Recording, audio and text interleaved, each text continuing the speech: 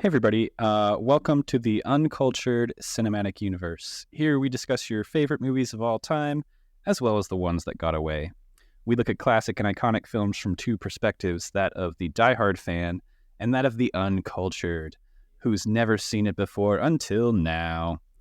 We're your hosts, Joe and Justin, here to act as your guides, playing part as both the fellow enthusiasts and the ignorant and uncultured.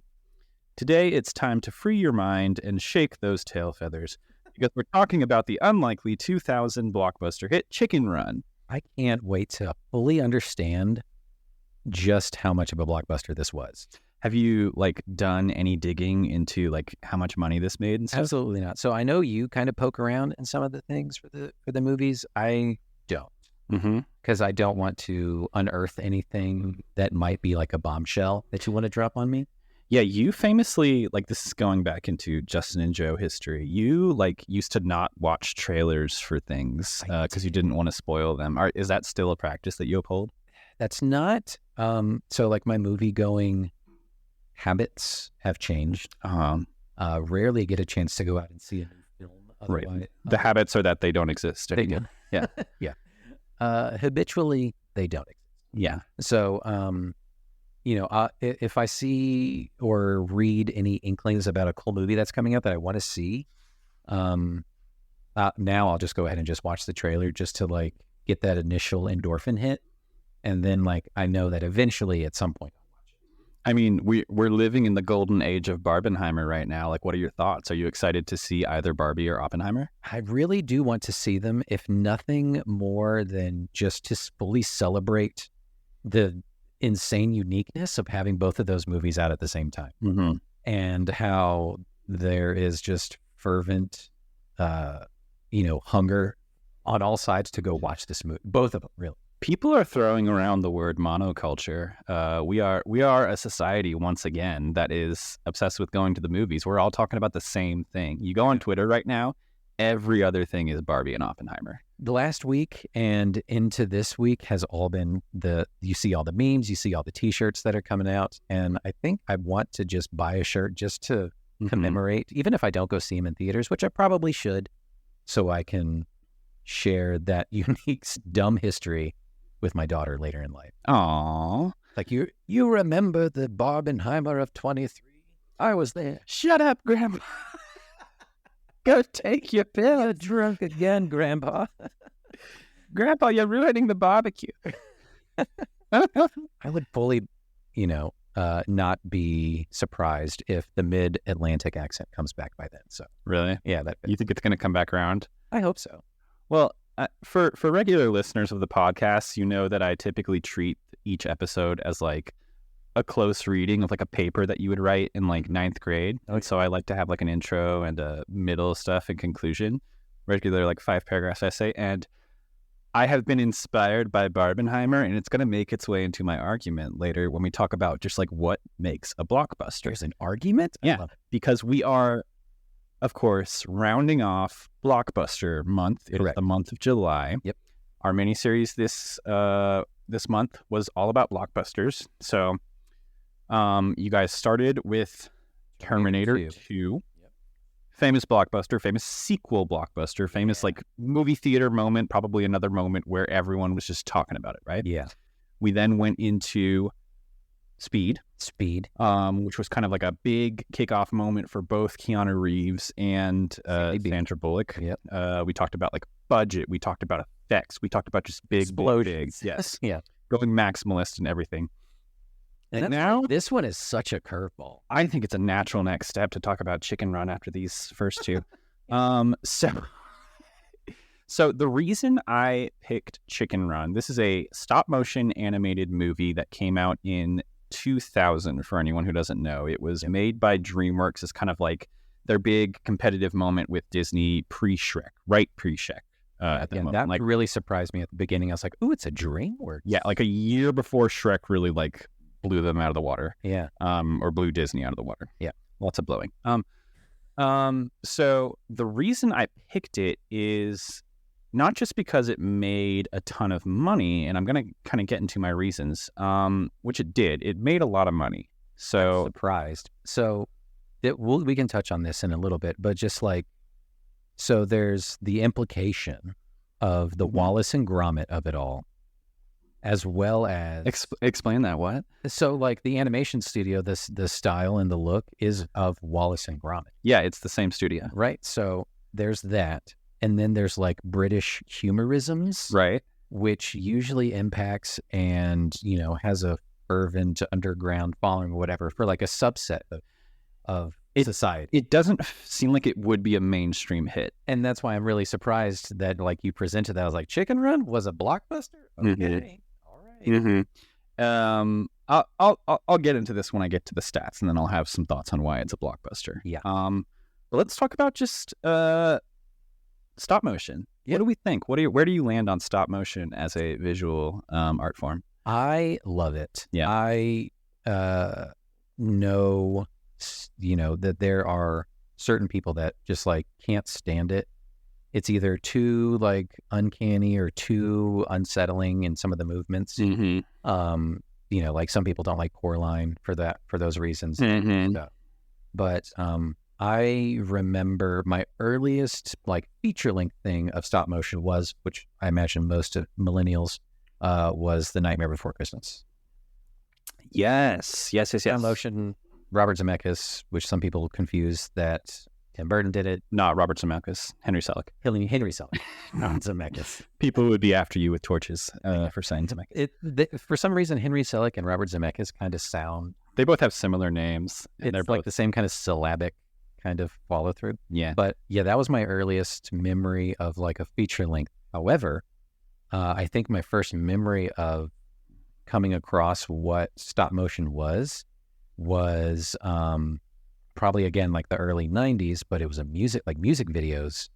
Watching MTV. I grew up watching MTV a ton. I was a super rap kid, You're so cool. I'm so cool.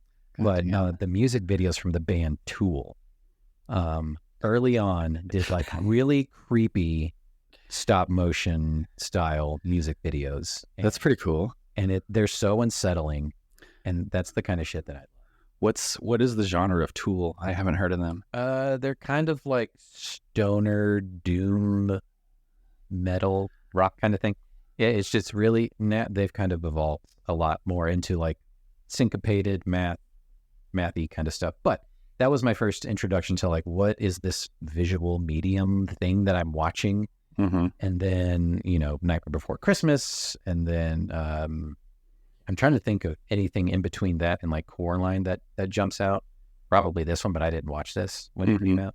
But Coraline as well. And then I can't remember the name of this movie. You're going to have to circle back to me. But there was this big like 30-year movement, or not even movement. It was a passion project of some director guy who I think he worked on, I think it was one of the dinosaur guys from Jurassic Park. Okay. He did this long 30-year reaching project to make a stop animation, like heady, crazy movie. It's called like God something. I can't remember.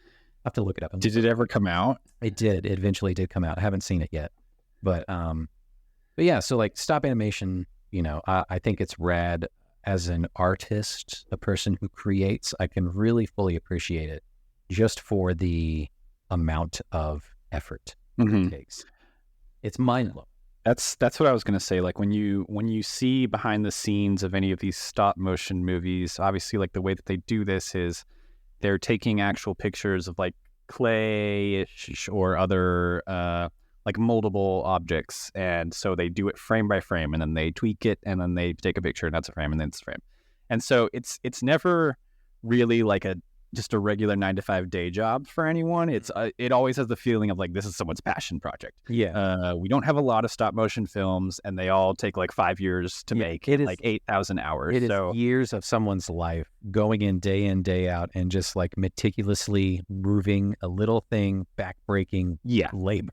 Yeah. So it as an art form, it's probably like respected, but you can see how like it probably doesn't take off as much as like CGI or traditionally hand-drawn animated stuff. No.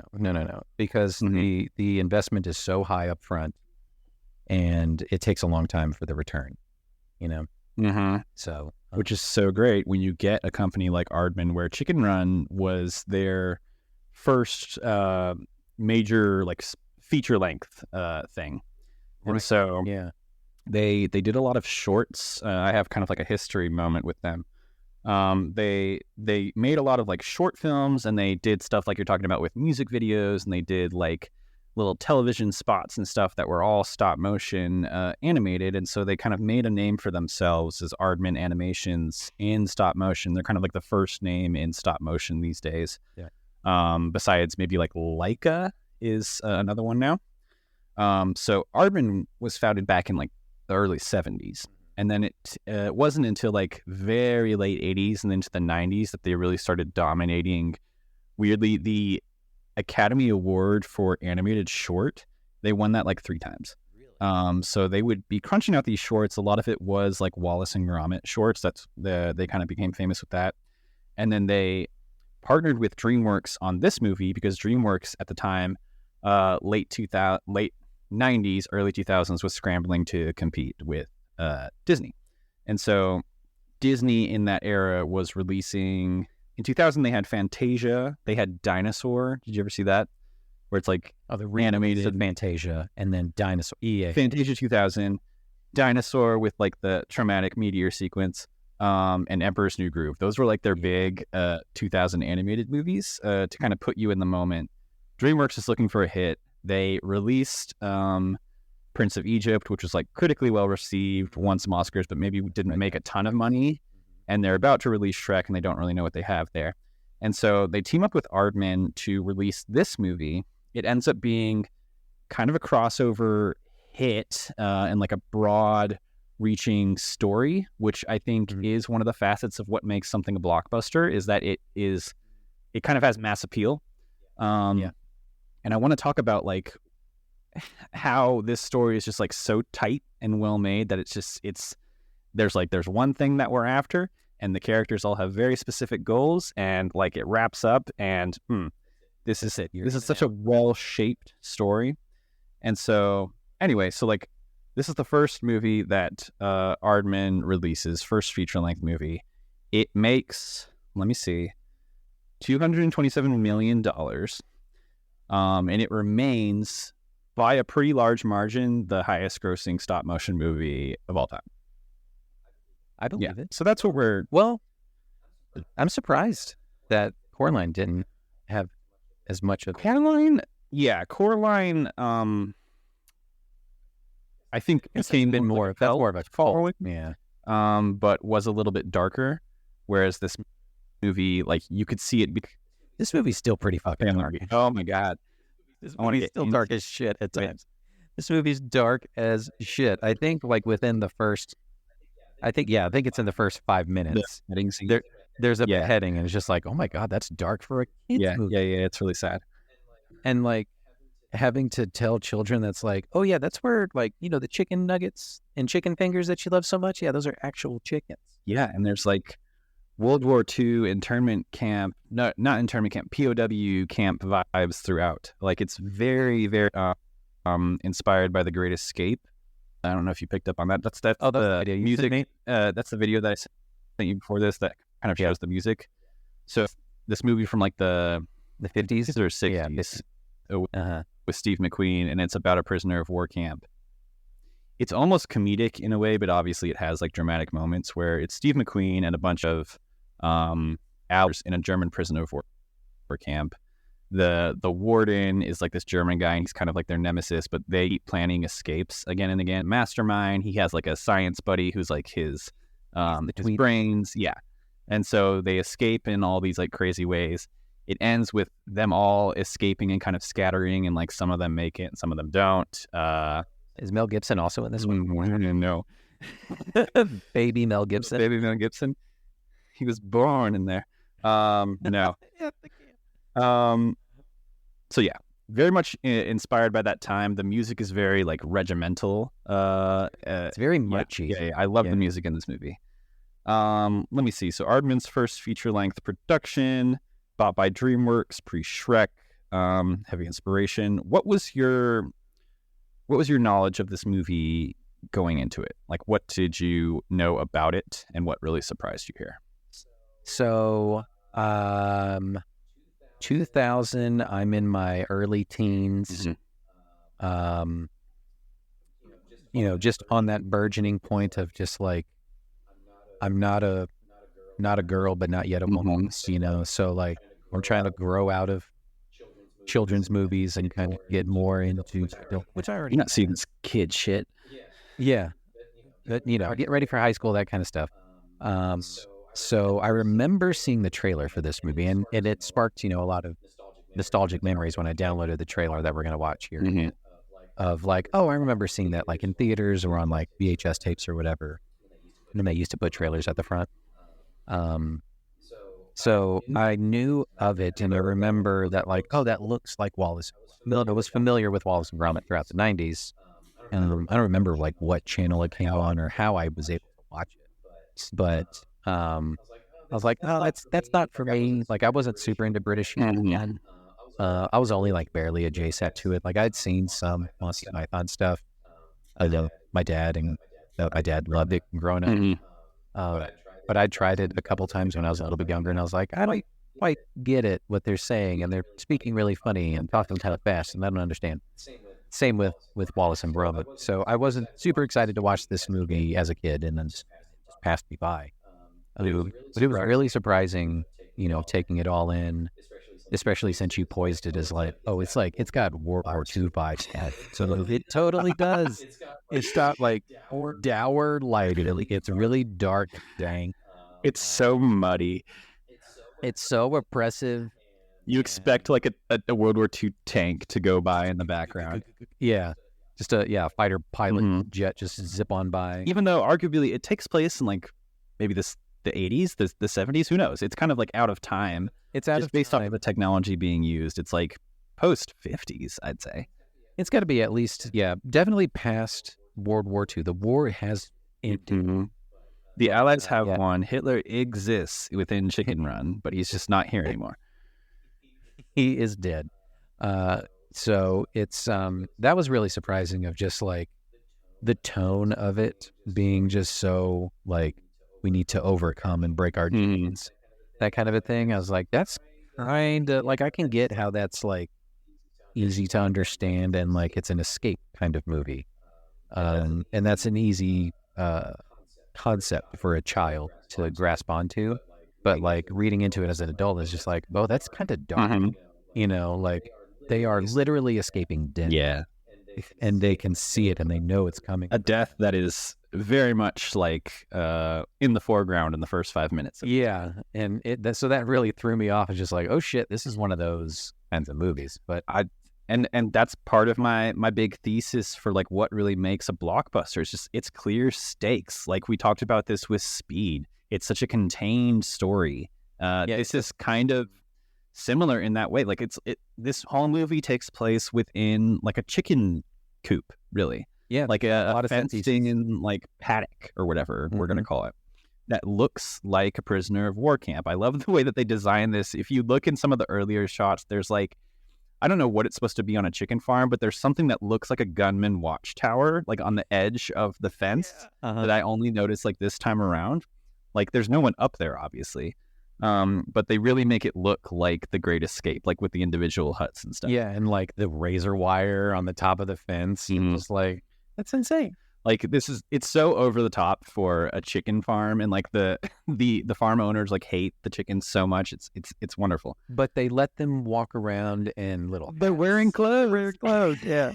Chicken clothes and I love like clothing. The magical realism that happens here. There's just like certain things that are accepted in this. They're like absolutely like talking within earshot of the people. Yeah. At the end, there's kind of a Toy Story moment where it's like, does the farmer realize that they can talk? Yeah. Like it becomes a thing. I said that to Ryan last night. I was like, do they understand that they're speaking English? And she's like, no, that's probably just like. Mrs. Tweedy is like talking to them at the end. Like she's like, I'm going to bake you into a pie. I can't wait to get to the ending. I bet this is not how you thought that movie was going to end. No. Okay. I definitely see where you're coming from with like the British of it all. I think if you watch something like Wallace and Gromit, especially the earlier shorts, like very like heavy British material. Yeah. And then I think one of the reasons that Chicken Run was able to become kind of like a crossover hit is that it does deal with like fish out of water American type in the middle of all of this British mayhem happens to be Mel Gibson. I was But that's fine. surprised by that as well. Yeah. Oh yeah, did you know much about like the voice cast going into No this? idea. None. Yeah. So we had to keep pausing and looking at the thing on Amazon. Be like, who's that? Who's that? Mm-hmm. So Yeah, it's a bunch of British actors. There's some people on here from like Absolutely Fabulous. Have you seen that before? British but TV I'm show. familiar with it. Yeah. Check it out. Got some Harry Potter folks. Some Harry Potter folks. So Umbridge from Harry Potter, Yeah, Imelda, whatever. Imelda Yeah. Bunty. And then, yeah, I didn't realize this until the very end. The lady who plays Rita Skeeter in Harry Potter is Mrs. Tweedy. Oh, that's fun. Okay. Women's touch. But yeah, so my touch point with Chicken Run is that Yes. I saw it in theaters, and it exists in like a very much of like a launching era for theaters for me. Like I have like an early Joe theater experience era that stretches between like, we talked about how A Bug's Life was like the first movie I ever saw in theaters. So a little bit beyond that, you get into like 99 where it becomes like Star Wars Episode 1, right? So Phantom Menace. I have a clear image of that. Then you get into 2000s where it's like Emperor's New Groove, Lilo and Stitch start to get a little bit more Disney-fied. Then right back into Star Wars Episode 2. And then the next few years of that, it becomes like Lord of the Rings were huge for me and my household. Yeah. And then it kind of caps off with like the first Pirates of the Caribbean in 2003. And that kind of opens the door for more of like an adolescent into teenage years theater experience. Yeah. So Chicken Run is very much like at the core of those early years for me. That's awesome. And I remember seeing it in theaters, and I specifically remember like the marketing campaigns that went along with this. And this is another one of the pillars that I want to talk about of like a blockbuster movie is like the multimedia experience.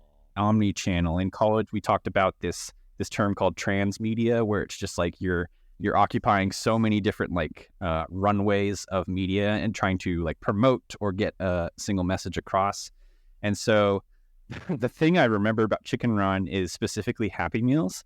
There was a whole campaign with like building the plane that they eventually build in Chicken Run. So there was almost like a Transformers component to it, where like you would get like a hut, and if you get enough of them, you get one that would like become the wings, and you get like 3 of them together would become like the body of this plane, and then you have like individual pieces. Yeah. I remember that as a tie-in, and so I was gonna say, I was like, if you go fast food, I was like, was the birth of Burger King's chicken fry? Anything with like a chicken food tie-in, it's like hell immediately for this movie. Yeah. God. Yeah. So I want to kind of propose that as one of the many definitions of what we would call a blockbuster in this situation. So as part of this miniseries, we've seen like hits in terms of like financial revenue, right? Like all of these movies make a ton of money. Yeah. I think to be a real blockbuster, you need a bit of that like monoculture moment, though. It needs to have like a lasting impact. And this movie does in a way, especially for like the stop motion animation industry, because it was such a turning point in terms of getting stop motion onto the big screen, getting stop motion a part of like the public conscious. And so you see like big budget stop motion movies that follow. You have Coraline, you have did you see Kubo and the Two Strings like 5 years ago? Oh no, but I remember seeing trailers. That's also like a Leica movie. And then you have like the Wallace and Gromit movie, which also like won the Oscar when it came out. So good for them. This movie really paves the way for stop motion being not just like a critically successful genre, but like commercially as well. And so it's a turning point in that way. And then I think it also has an impact as a blockbuster because of its like marketing, its level of marketing. So you have everything from like a million different character posters for this movie floating around to all the way down to like Happy Meals, like I was saying. So like in order to have that impact, you have to be like ingrained in so many different aspects of culture. Something that we're seeing right now with not exactly Oppenheimer, but definitely Barbie is like everywhere. And so it's you're not going to get the what would an Oppenheimer deal Happy Meal totally be? God, just like put together the bomb and stuff. Yeah. You get each piece of the thimble later at home. One of the toys is just like a piece of paper that just says hubris or something. And then there's the tie with General Mills cereal. If you get enough box tops, you get the Oppenheimer in it. Mom, please. Fine.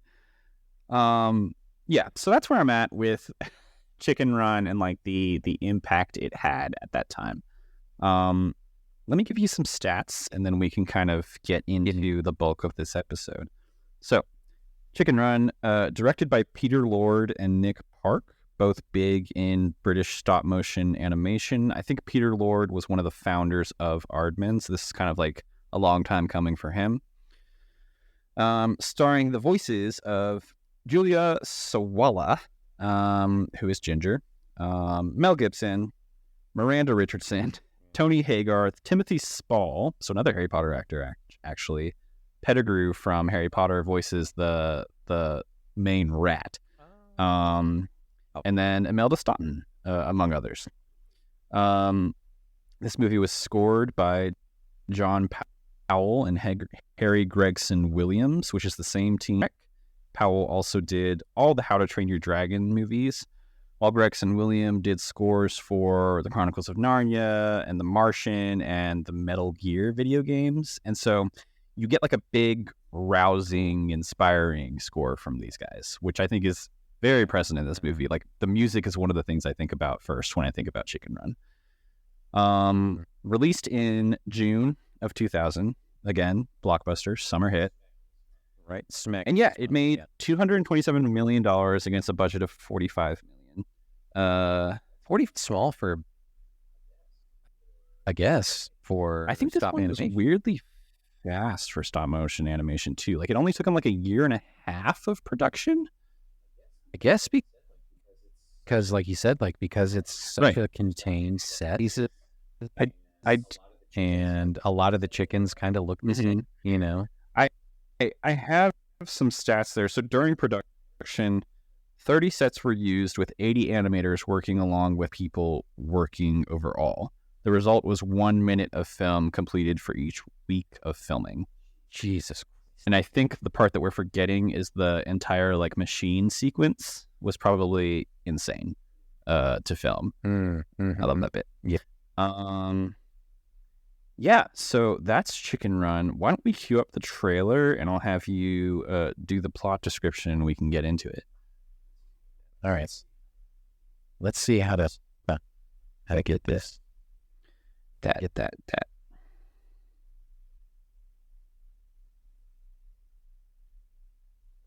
That should mute yourself. There, yeah. Ever wonder what chickens do when you're not looking?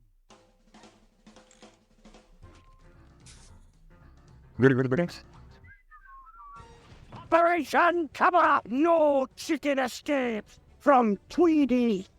We've got to get out of here.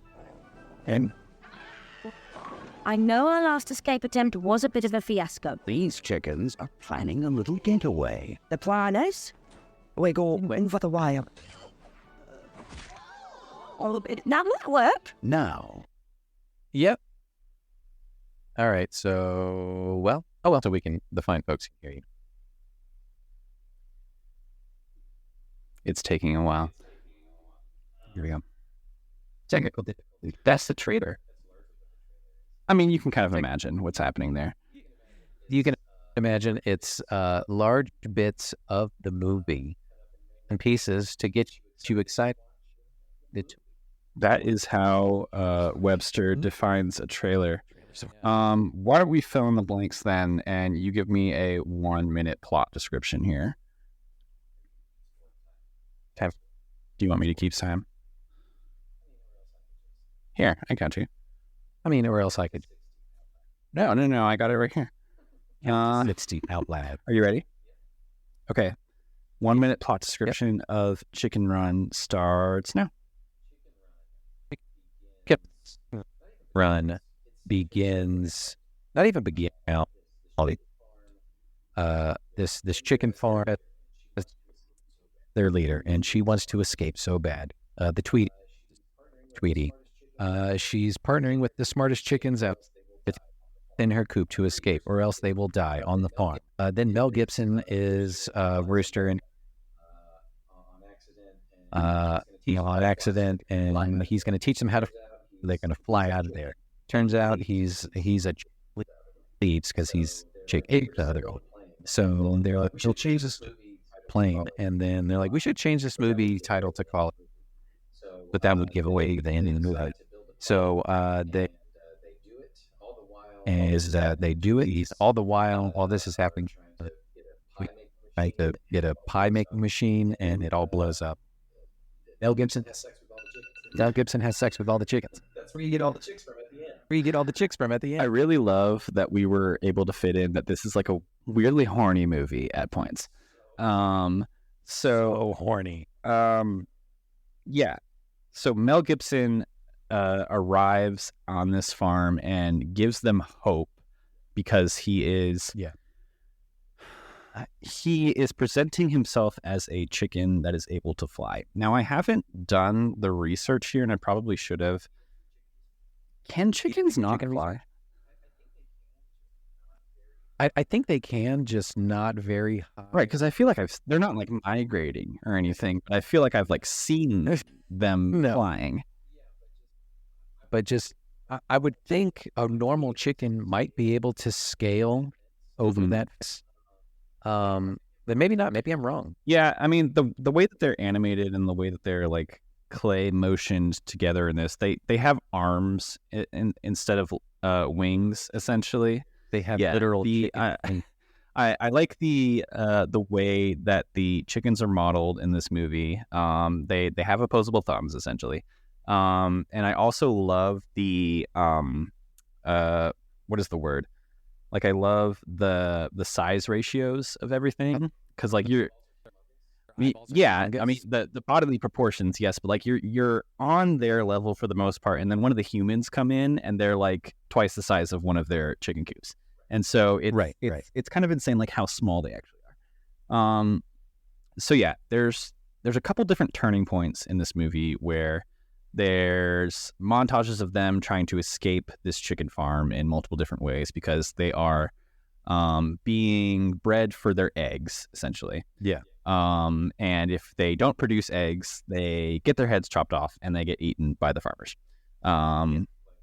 Yeah, like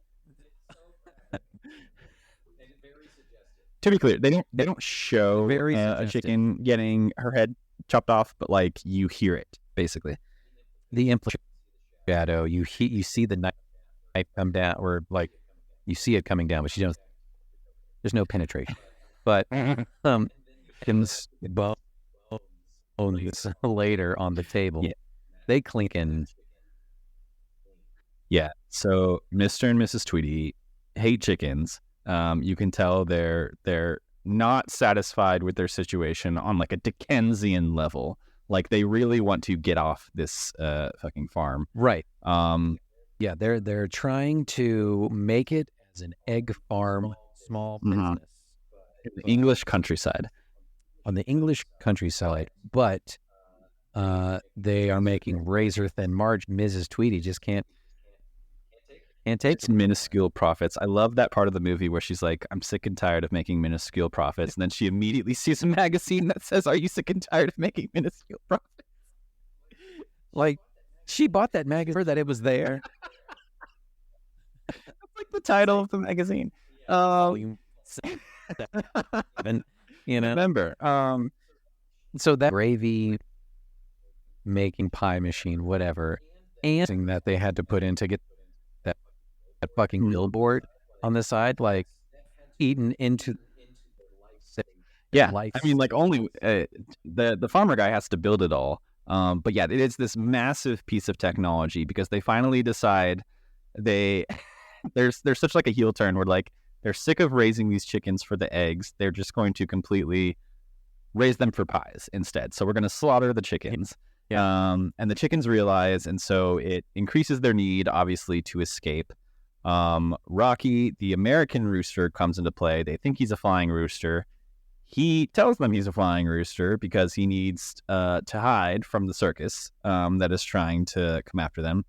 And so another montage of them trying to learn how to fly in exchange for hiding him.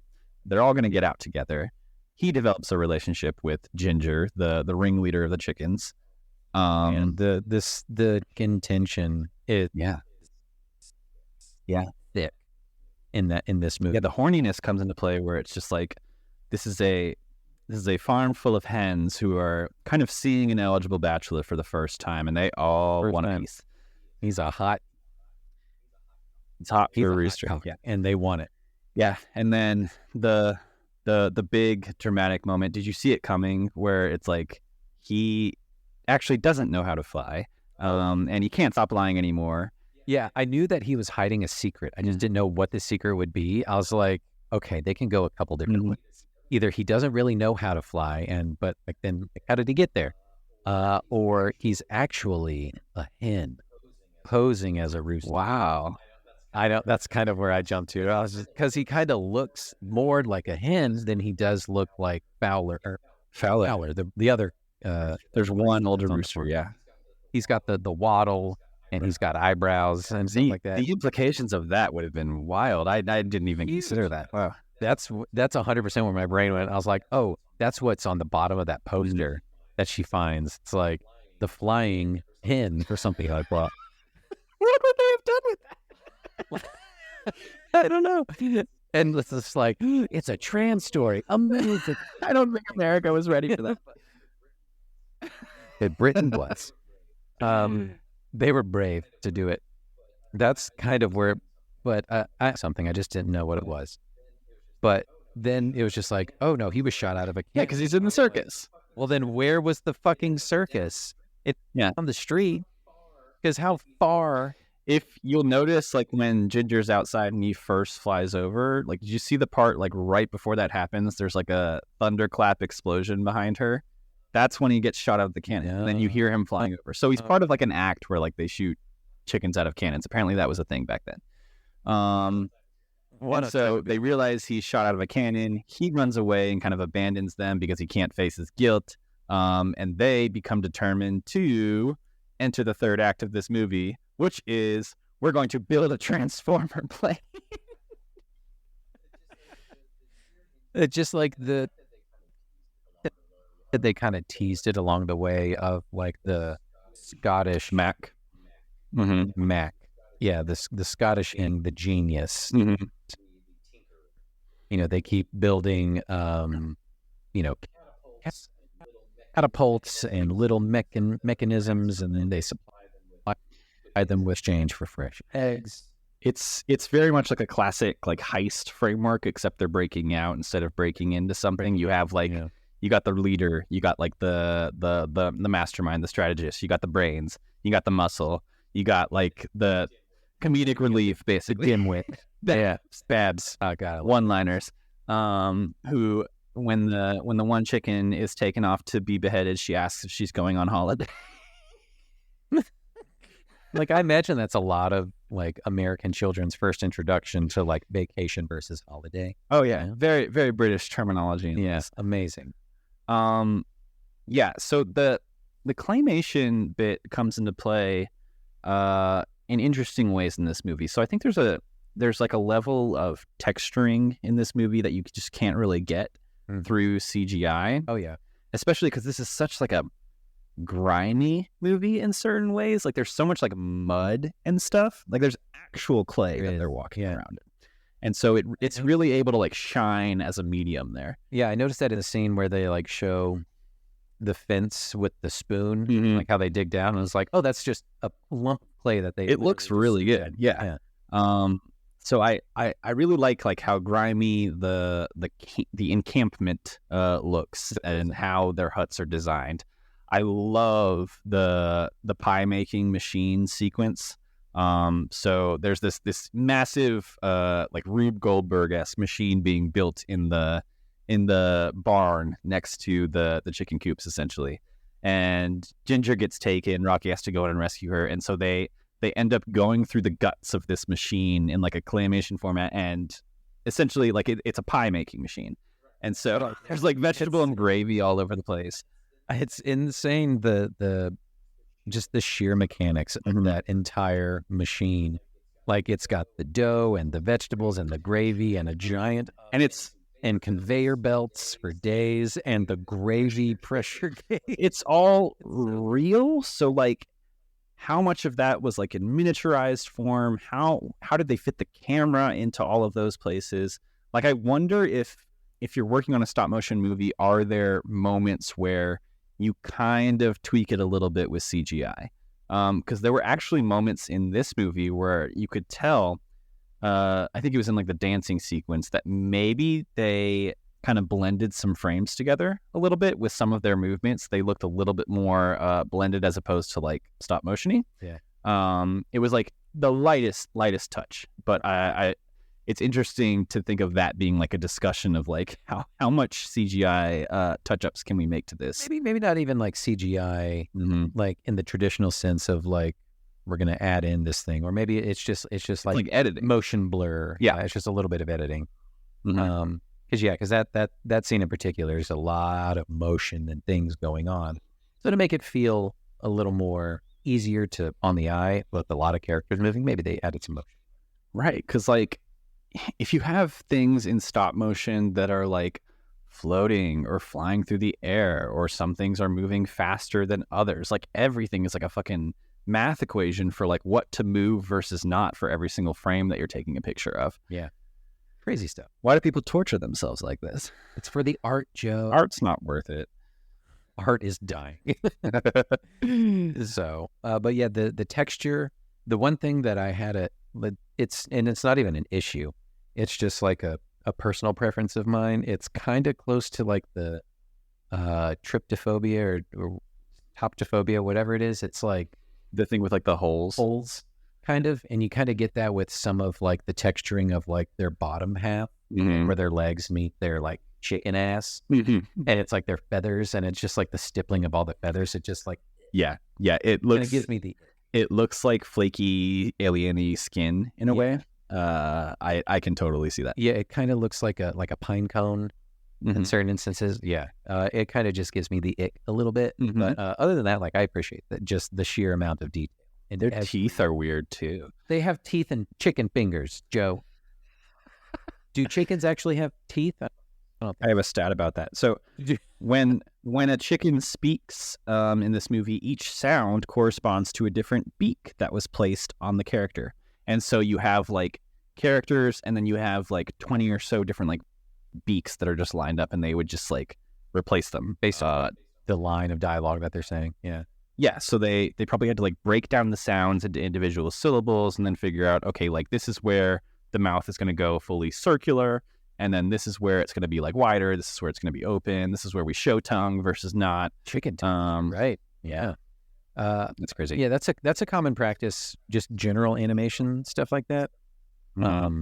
There's all the syllabic shapes for the mouth, which is a fascinating just practice in and of itself, just to do the match, especially because these movies take years to do. So like, when did the voice actors come in and slap down their line? Yeah, that's crazy. I guess like they would have to do it before so they can build off of that, or do they watch the animation just try to like line up the voices? I don't know. That's crazy. Or do they do it at the same time? It's not for us to figure out. For us. It's for smarter folks. Yeah.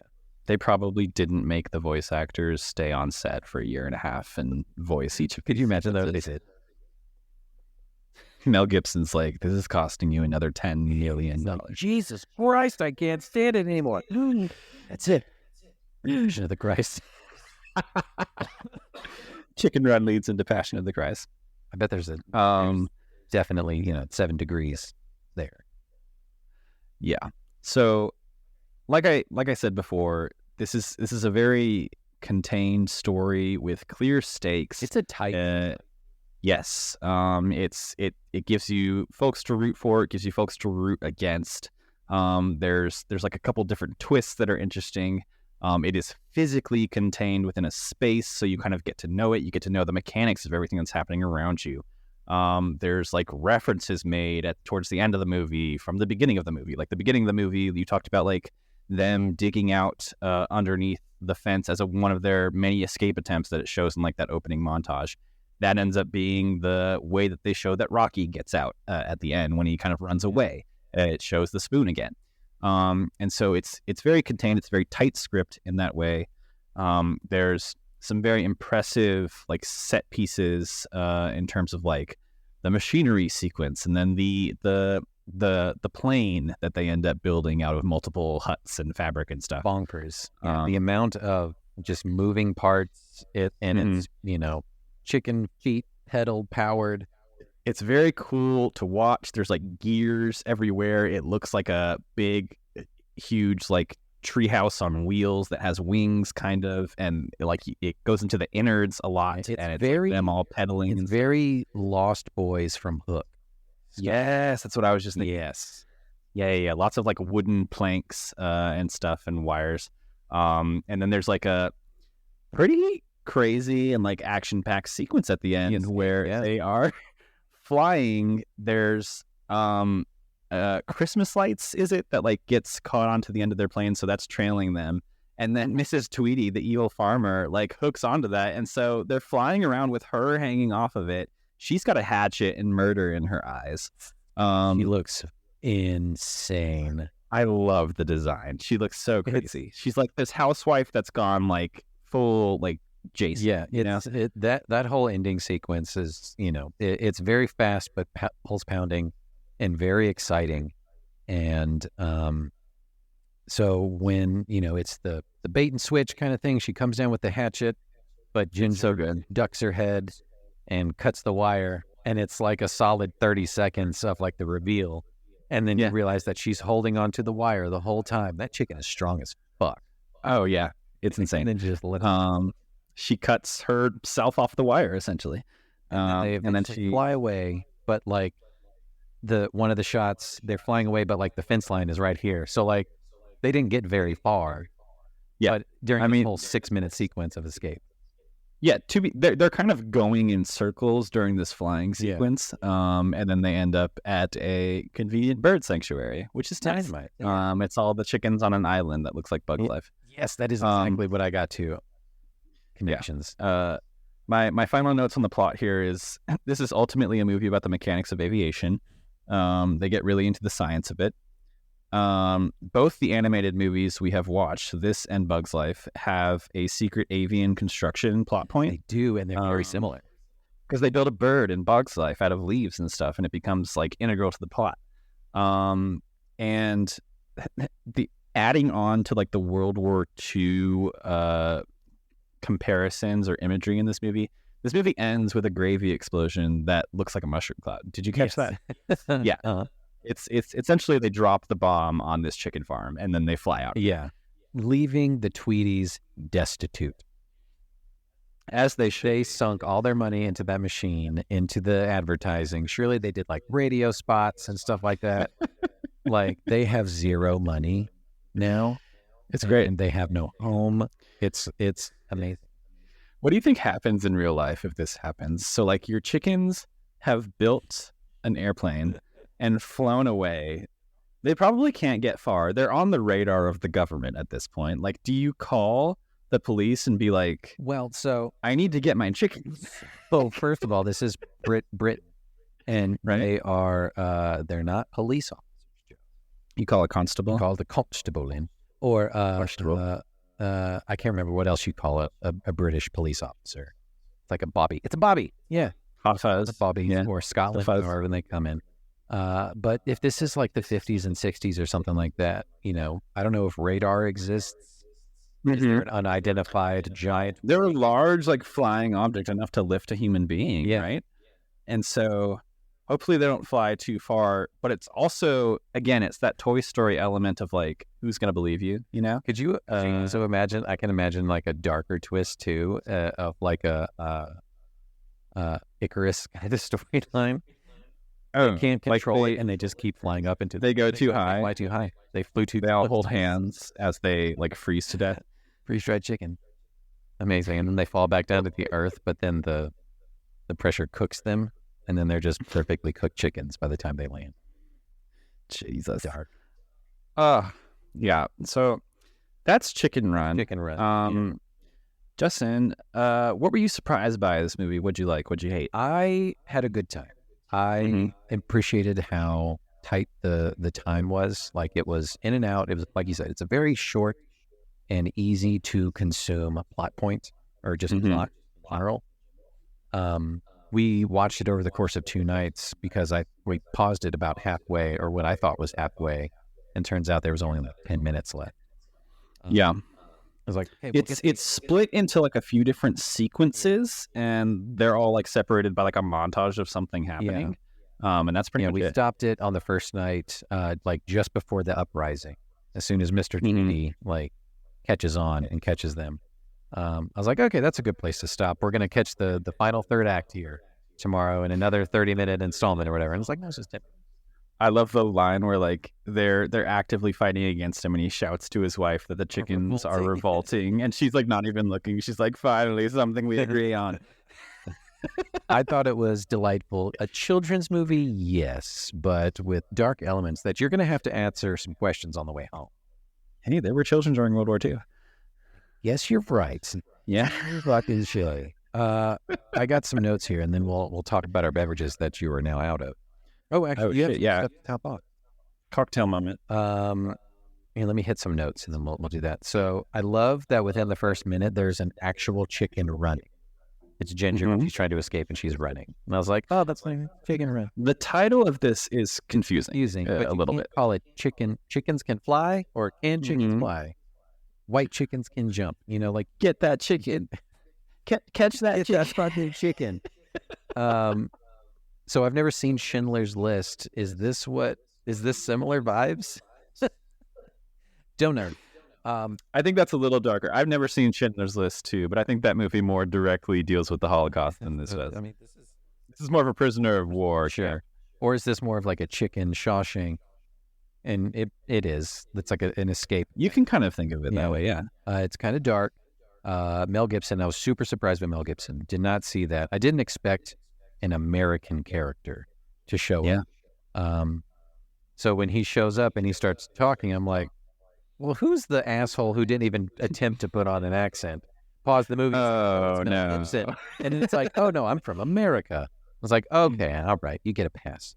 Babs, the twit chicken, is hilarious.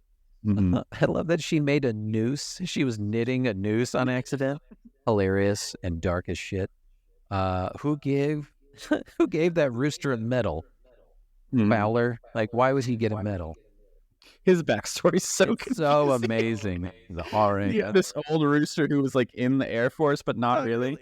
This is the poultry division. What does that mean? And why did he get a medal? And then I was like, so is he fucking all these hens? I don't know how a chicken farm works. Why do you even have a rooster? I think he's there to like literally just be a rooster and like wake them up every morning, and then just to his quarters. Unless you want to make more chickens, then you get him. I mean, he's there to have order, I guess. Yes, I'm not sure the power dynamics of a real chicken. It's another thing where it's like it bends reality a little bit, because they're counting the chickens and like figuring out like who laid what eggs, and they know that all the chickens are lined up perfectly in order, like people, like, and they're all wearing different like hats and stuff. Who knit those hats for them? There's like an acceptable level of like reality breaking that's happening between the chickens and their owners. Yeah. So it if you try to dig into it too much, you can't do it because you'll hurt your brain. I loved how, and we talked about this, just how horny it was, how all those hens wanted to bang Rocky as soon as he showed up. Mr. Tweety is a cluck, 100%. He's got big cuck energy. Rocky and Ginger are going to fall in love, aren't they? And they did. I love that they didn't. And right at this towards the end, he's like, "Oh, they're going to kiss. How do you animate beaks kissing? How are they going to? They did kiss, but Yeah. it was just a head in front of another head, so they didn't. It's like to show the mechanics of two beaks. It's like they kind of like make their lips into a circle and then they press those two tubes together, basically. And they're just exchanging. It's like they're not French kissing. Yeah, they're English kissing. I wish there were more room for cock jokes. That would have been good. Love the Indiana Jones reference with the hat. There was another reference in there too. It's a Star Wars reference. Where's the Star Wars reference? It's like right after the hat. They're escaping the machine and they do like a Luke and Leia on the rope thing across the gears. I missed that one. Yeah. And then there's a Star Trek reference with Mac, the Scottish hen, with "Give it her all she's got." Yeah, she's Scotty down in the engineering. Yeah, love that. Let's see. So Mel Gibson is giving kind of Tim Allen vibes. It sounds at multiple points like Tim Allen doing Buzz Lightyear on Toy Story, which I thought was interesting. Love the montage, building of the plane. Should this be called Chicken Flight or Fly? But that would spoil the ending. Now, it's not that they have little accessories that bother me. It's the fact that they have fucking chicken fingers and teeth. You don't like some of the fingers. There's some shots where it's like just the hand comes in and grabs something. It's like, oh, who is that? And then it's like, oh, they have fingers. Of course. There were certain sacrifices that had to be made in order for this to function as an animated movie. Yeah, we already talked about how Ginger is the strongest chicken ever, holding the line for 30 seconds. And then at the end, who made all those babies? Who made all the baby chicks? You know who made all the babies. It's just Rocky and Ginger? Maybe there's more chickens on the bird sanctuary that we're just not seeing. Are they Molly chickens? We will likely find out, though, because do you know that there's going to be a sequel to this movie coming out later this year? This year? Yeah. Chicken Run 2. There's a sequel 23 years later. It's going to be on Netflix. It's called Chicken Run Dawn of the Nugget. Dawn of the Nugget? Yeah. It's about them, and they have a kid, and something's like threatening the bird sanctuary that they live on now. And so they have to like stage a break-in or a heist or something again. Oh, wow. And they have like a daughter now. Amazing. Yeah. Does it also take place 23 years later? Because I don't think a chicken's lifespan is 20 years. No, I would guess not. Yeah. The lifespan of chickens is an interesting plot point in this too, because like Fowler, the rooster's like old, but what does that actually mean for a chicken? Like he was in the Royal Air Force, arguably during World War II. Right. Okay, so maybe this is a little sooner. But is he like 5 years old? Like how does that work? He's 5 years old, but he's an old chicken man. So this movie paired with A Bug's Life, Joe, this says a lot about you. That those were your picks and those are some of your favorite movies, because those movies comparatively are very anti-establishment, breaking your bonds. I was very much like your oppressors. Just fight the fascists as a child. You were homeschooled. It's amazing. I was doing my part. I know. Where were you? I love it. Those are all my notes and introspections that I took during the movie. I do like that a theme of this is, we're going to like physically break out of this camp, but also that starts with like mentally breaking out too. You have to like want freedom as well as like actually physically being free. It starts in the mind. And I love the rousing speeches that are made. There's some good speeches here on par with like Independence Day, you know? Some great physical comedy too. There's lots of moments where they're all just like brawling with each other, and there's like feathers flying all over the place. Again, like it's so cool to see that as stop motion. Cheers to you, Joe. Cheers to the end. What do we got going on here? This is something so delicious. I'm gonna make this again. I watched you make it. I rarely remake cocktails after we make these, but I'm definitely gonna make this one. I'm calling this one a ginger fizzy cock. I wanted more cocktail. So first and foremost, the base spirit in here is homemade gin that Ryan and I homemade. Pause. Walk me through this. right now. Okay, so little backstory. A couple weeks ago was our 4-year wedding anniversary, and the theme gift of the year. There's always like a theme for each year. It's like paper, cotton, string, or whatever. Yeah. This year, the 4-year anniversary is fruit and flowers. Okay. So it's like, do you get them like a fucking edible arrangement? Yeah. Pass. But what is fruity and floral? Gin. Gin, baby. Like gin. So you can make your own gin at home. There's little kits online that you can buy that has all the botanicals and shit in it. Juniper berries and stuff like that. And you just get a dozen spirit of like cheap vodka. Right. I was going to ask, like, where does the actual alcohol gin come is in? essentially infused fancy vodka. Oh, it's Yep. really? It's not a unique thing. Okay. That's why most gin tastes the same. It has the juniper berry. That is the core. Tastes like twigs, yeah. Kind of like twigs, right? No. It's that floral kind of scent. So that is the base spirit in here. This is a ginger infused gin that we made. We made a little small batch, some lemon juice, little honey syrup, and an egg white because chicken, and then topped with club soda. It's really nice. Yeah. You said it tastes really good? It tastes so fucking good. You can taste the honey. Yeah. Lemon is real nice. That the foam on yours has really like maintained its complexity. And its composure. And I had consistency. Yeah, I knew I wanted to do something with an egg. Mm-hmm. I went in a different direction. So I have what I'm calling the grass on the other side, inspired by this movie and how they have a whole thing about how the grass is greener on that hill that they can't see.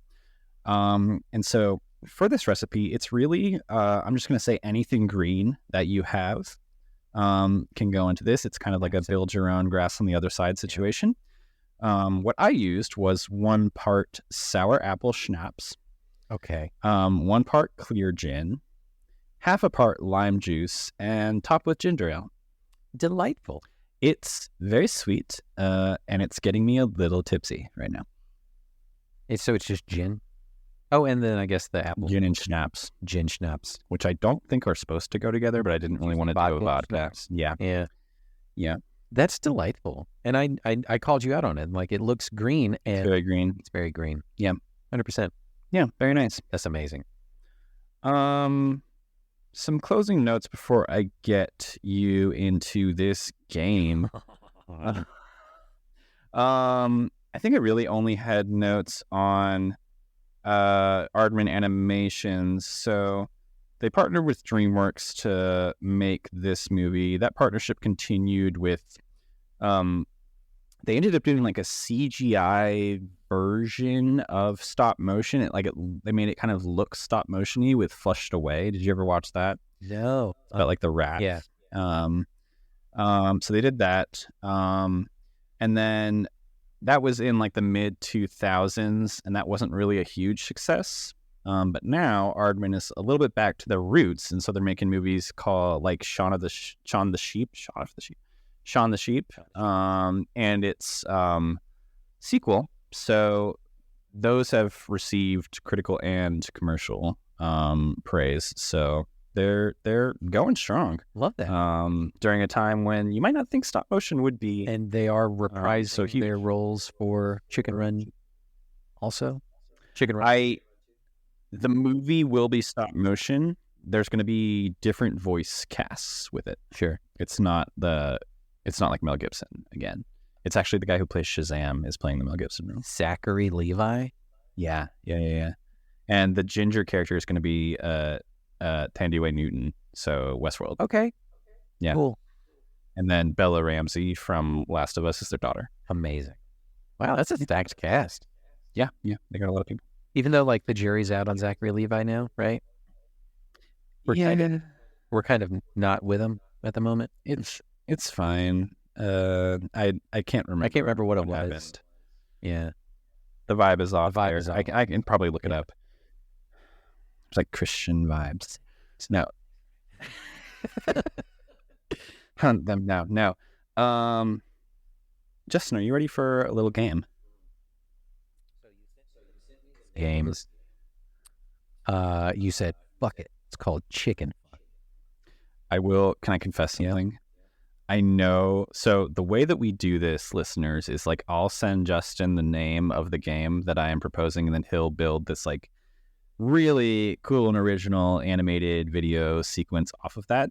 I sent him a game name called Chicken Fun. You change it. I didn't really know what to do with it. And so our game will be a lot of fun, and it does fit the theme because we're talking about Chicken Run. It's not really about chicken. So it's fine. Damn it, Joe. I made a video and everything. We'll see if the video works. It says Chicken Fun. All right, Yeah. let's see what this does. I'm gonna mute Okay, myself. you mute Here we go. yourself, and I'm just going to stay on here with the folks. All right.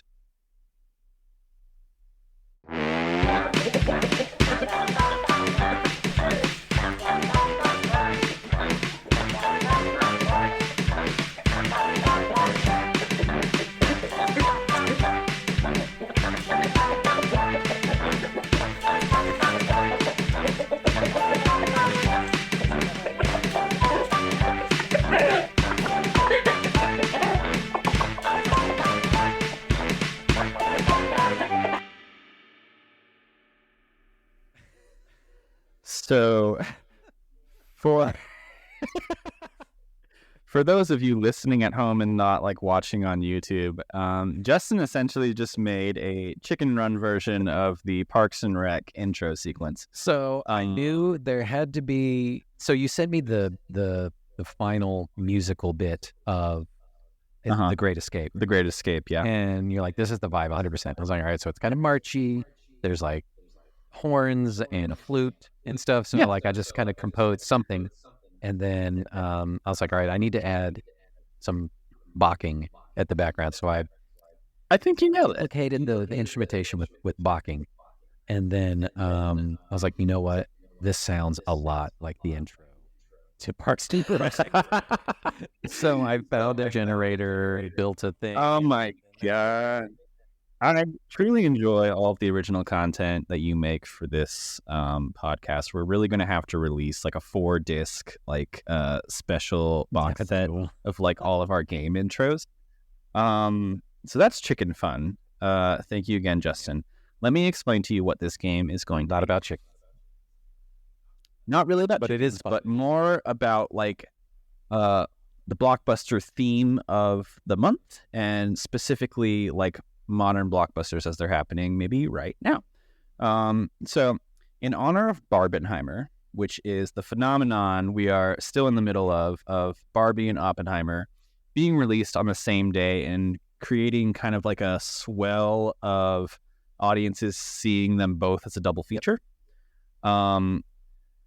I am going to give you a series of portmanteaus, so combinations of two different movie titles here based off of movies that we have covered on this podcast.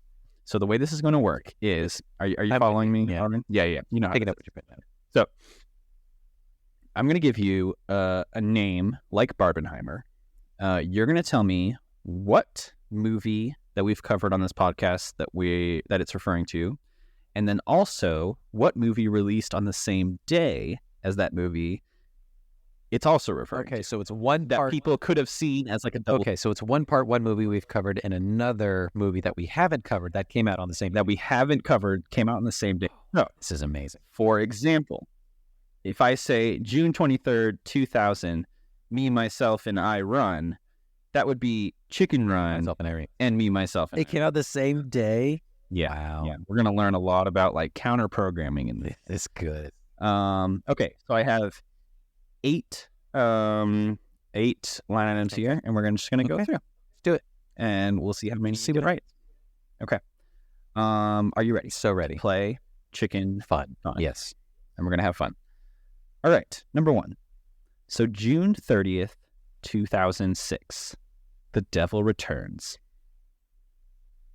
The Devil Returns. Okay, so it's The Devil Wears Prada.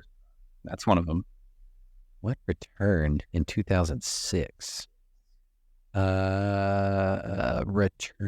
Return of Jafar. Nope. That I'll give you one hint for each of I'll these. take that hint. Superhero. Superman returns. Superman returned in 2006. Yeah. So it's The Devil Wears Prada and Superman Returns came out at the same day. Amazing. Yeah. Worlds colliding. Yeah. Okay. Number 2. February 16th, 1996. Habit, Treasure, Islemore. One more time. Habit, February 16th, 1996. Habit, Treasure, Islemore. Okay, so Muppet Treasure Island. Yeah. Habit. Islemore. 1996. I'll take the hint. I'll take the hint for a half point. Okay, sports. Habit. Treasure Islemore. Hammore. Halfmore. Allmore. I don't know. Oh, you're closing in on it. You're so close. Haldor. Hodor. Hodor. You give up. It's Muppet Treasure Island and Happy Gilmore. 96. That's a good one. It's a good one. Okay. July 14th, 1989. Are you ready?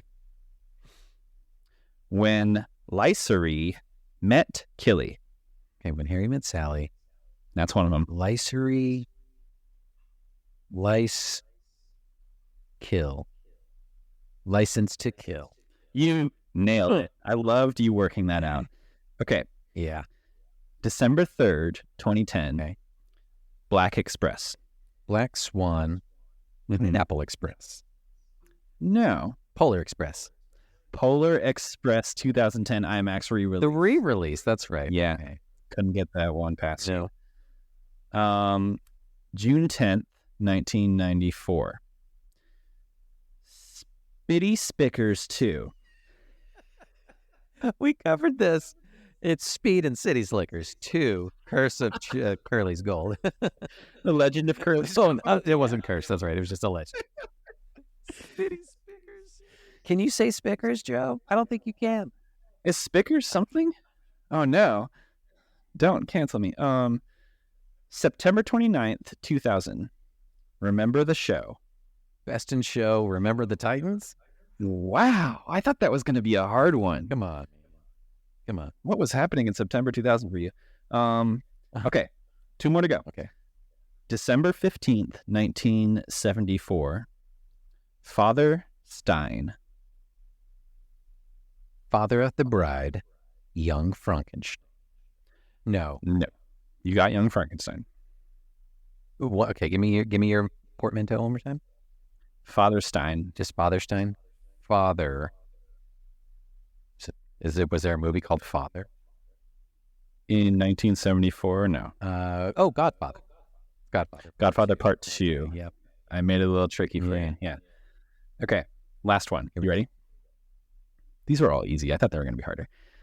November 20th, 1998. Bugrats. A Bug's Life. Mhm. Is it the Rugrats movie? Yeah. The That's like the only one of these. Takeover Pair. No, it's just the Rugrats movie. That's the only one of these that would like actually work as like A double feature to go see? Yeah. All these other ones don't make sense. Insane. Congratulations, Justin. I'd say you got like a solid 80% so. on that one. An 80 out of 8? Yeah. I love it. Yeah. Did you have fun? And do you feel like a chicken? I feel like a chicken who had fun. Who's just here. I feel like Babs, you know. So I think the title of the game is not only appropriate, but also like very fit. Cockmanto. Cockmanto. That just sounds like a martial arts fighting. I'll edit the video and just instead of chicken fun, I'll put Cockmanto. Oh, that's some big thunder. I don't know if we're picking that up on the microphone, but it's actively storming outside. Up. Yeah. Oh, Justin, great. Chicken Run. So much fun. It's maybe the only stop motion movie that we'll be able to cover, and I'm glad we were able to cover it. Yeah, you're right because there are so few, and we've both seen like Coraline and stuff, right? Yeah, and then whatever that Wild God movie is that I talked about that took 30 years to make. You may need to send that to me. We'll post it on Instagram. But yeah, this was fun. This was a delight. Even though there were some heavy-handed themes, some dour themes. Yeah. dark connotations of sorts. British cinema. That's British cinema, baby. Yeah. You know, but it speaks a lot to your character, to Joe. You know, as a person, I'll take that as a compliment. it is a compliment. 100%. You take no shit. You will not be shackled. Yes. Try to chain me up and take my eggs? Hell no. Those are my eggs. My eggs. They took my eggs. Why don't you tell listeners about where we're headed in the month of August? Guys, we're gonna take a vacation next month, and not just the kind that Joe likes to take at the drop of a hat. We're doing, for August, we're going to do the theme of summer vacations. It is the tail end of summer. You know, a lot of people are going back to school and kind of stuff. So we're trying to capture the essence of travel, of excitement, and just like that. The family packed into a car. Yeah. You're in like a new exotic location and you're Yeah. finding love a little bit. Yeah. These movies involve packing a bag and then exploring yourself as well as new lands. It's coming of age, but it's also just coming into yourself. Yeah. And in the case of the movie, just coming. Yeah. Just coming. Yeah. It's great. So we're going to do my movie first, and we're going to do Forgetting Sarah Marshall. I've never seen it. And it takes place in Hawaii. How fun. I do know about the seagull dick, which I am excited for. Yeah. I've never seen it, but that's the one big thing I know about this movie. Oh. It's modern. Good. Yeah, but so we're going to do that, and then Joe's going to close it out later in the month with his pick. And then who knows? After that, it's September. It's our 1-year anniversary. And we're just going to do something. There will be cake, I think. It's the paper anniversary. Oh, that's like a cocktail. Yeah, people pay to watch that, I think. We'll make some money. Anyway, this is great. Chicken Run was a delight. Can't wait to watch it again and show it to my daughter. She's going to enjoy it. But yeah, that was the Uncultured Cinematic Universe. Thanks, Joe. Join us next time for sex comedy. Bye.